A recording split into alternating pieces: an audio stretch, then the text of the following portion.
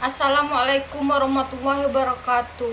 Innal hamdalillah nahmaduhu wa nasta'inu wa na'udzubillahi min syurri anfusina wa min syai'ati amalina man yahdihillahu fala mudhillalah wa man yudhilhu fala hadiyalah. Asyhadu an la ilaha illallah wa asyhadu anna Muhammadan abduhu wa rasuluh. Segala puji bagi Allah subhanahu wa ta'ala, Tuhan semesta alam. Semoga salawat serta salam senantiasa tercurahkan kepada teladan kita Nabi Muhammad sallallahu alaihi wasallam, keluarganya, para sahabatnya, serta para pengikutnya pada akhir zaman. Pertama-tama, marilah kita panjatkan puji syukur kepada Allah subhanahu wa ta'ala yang panat. Allah telah memberikan kepada kita semua kenikmatan berupa kesehatan dan kesempatan, sehingga dengan nikmat tersebut kita dapat berkumpul kembali, yang mana diridhoi oleh Allah subhanahu wa ta'ala. Hadirin yang berbahagia, izinkan saya Mia Maulidia Putri untuk menyampaikan ceramah kali ini yang bertemakan tentang bersyukur. Pernahkah Anda mengucapkan Alhamdulillah saat memperoleh rezeki dari arah yang tidak terduga? Atau pernahkah Anda diselamatkan dari suatu kesulitan, kemudian lantas Anda memuji Allah subhanahu wa ta'ala? Bila Anda pernah mengalaminya, maka sesungguhnya apa yang Anda lakukan hanyalah sebagian kecil dari perbuatan bersyukur. Mengapa demikian? Karena syukur yang ada dalam ajaran Islam tidak hanya sekedar memuji Tuhan atas karunia yang telah diberikan, akan tetapi lebih dari itu. Lalu sesungguhnya seperti apakah yang bersyukur yang sempurna menurut ajaran Islam? Di dalam agama Islam, bersyukur itu tidak hanya diucapkan dengan lisan, akan tetapi bersyukur itu adalah pertama-tama dengan hati, yang kedua dengan lisan, dan yang ketiga dengan perbuatan. Bersyukur dengan hati adalah sadar dan mengetahui bahwa segala karunia yang kita peroleh sesungguhnya berasal dari Allah, serta menyadari akan nikmat-nikmat yang diberikan dan tidak melupakannya. Bersyukur dengan lisan adalah memuji dan menyanjung Allah subhanahu wa ta'ala selaku Tuhan yang memberikan nikmatnya kepada kita. Adapun bersyukur dengan anggota badan ialah merealisasikan kesyukuran kita dengan melaksanakan ibadah dan amal soleh karena Allah. Hadirin yang berbahagia, setelah kita mengetahui bahwasannya ternyata bersyukur itu haruslah dengan hati, lisan, dan perbuatan, maka sudahkah kita melakukannya dalam kehidupan sehari-hari? Faktanya masih sedikit di antara kita yang benar-benar bersyukur pada Allah subhanahu wa ta'ala. Jangankan bersyukur dengan perbuatan, bersyukur dengan hati dan lisan saja kita sangat jarang kita lakukan.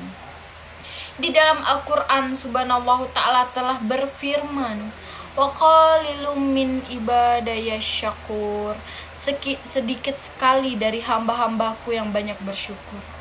Quran surah Soba ayat 13. Pada ayat di atas, Allah sendiri menyatakan bahwa hambanya yang banyak bersyukur itu sangatlah sedikit. Buktinya masih banyak di antara kita yang lebih banyak mengeluhnya dibanding ingat dan menyadari betapa banyak nikmat Allah yang diberikan. Apabila hati kita saja belum mampu menyadari nikmat-nikmat dari Allah, lalu bagaimana mungkin kita bisa bersyukur dengan lisan dan perbuatan? Maka jawabannya tentu saja tidak mungkin. Hadirin yang berbahagia, mungkin banyak di antara kita yang sering memuji Allah setelah kita melakukan sholat dan bahkan rajin beramal soleh dan beribadah. Tetapi yang menjadi pertanyaan adalah, apakah kita melakukan hal demikian adalah dalam rangka bersyukur atas karunia yang telah Allah berikan? Ataukah kita melakukannya karena hanya sebuah kebiasaan? Atau bahkan mungkin kita melakukannya karena keterpaksaan? Jadi inilah yang membedakan ibadah dalam rangka keterpaksaan dan ibadah dalam rangka bersyukur.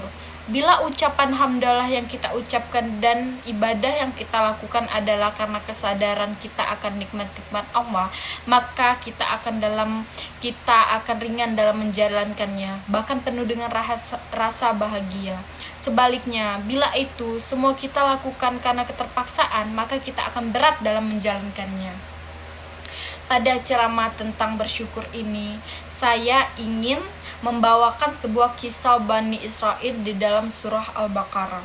Di dalam surah Al-Baqarah dikisahkan bahwa Bani Israel adalah salah satu kaum yang diberikan banyak kenikmatan oleh Allah.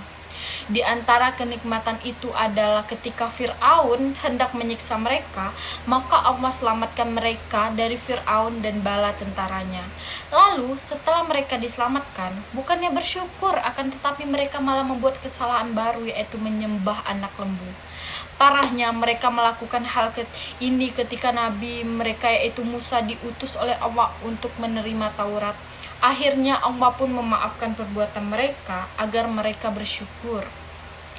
Namun bukannya bersyukur, mereka malah berkata kepada Nabi Musa bahwa mereka ingin melihat wujud Allah Subhanahu Ta'ala secara terang-terangan. Apabila permintaan mereka tidak dikabulkan, maka tidak akan mau berfirman kepada Nabi Musa. Maka Allah Subhanahu Ta'ala pun menghukum mereka karena ucapan mereka tersebut. Mereka dihukum oleh Allah dengan disambar petir hingga mati. Setelah Allah Subhanahu Ta'ala menghukum mereka, Allah ingin memberikan kepada mereka kesempatan sekali lagi, maka Allah pun bangkitkan mereka dari kematian. Namun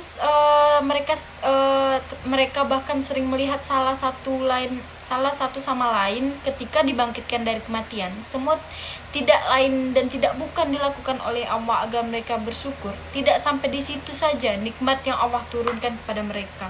Ketika mereka kepanasan karena sengatan matahari, Allah juga memberikan naungan kepada mereka agar mereka tidak kepanasan. Selain itu Allah juga turunkan mana dan salwa untuk makanan mereka, agar mereka tidak perlu repot-repot mengolah makanan, dan masih banyak lagi kenikmatan yang Allah berikan kepada mereka selain yang barusan saya ceritakan. Akan tetapi bukannya mereka bersyukur atas nikmat-nikmat tersebut, mereka malah kufur dan bahkan membunuh setiap para nabi yang datang untuk membimbing mereka.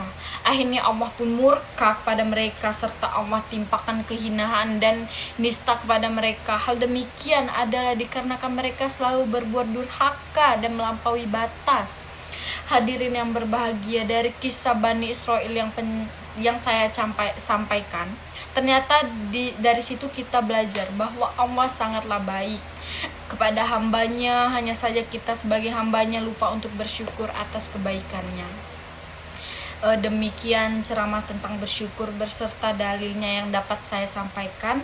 Semoga ceramah tentang bersyukur kepada Allah ini dapat menyadarkan kita agar senantiasa bersyukur kepada Allah Subhanahu Ta'ala. Amin ya robbal alamin. Kurang lebihnya saya mohon maaf. Akhirul qalam. Wassalamualaikum warahmatullahi wabarakatuh.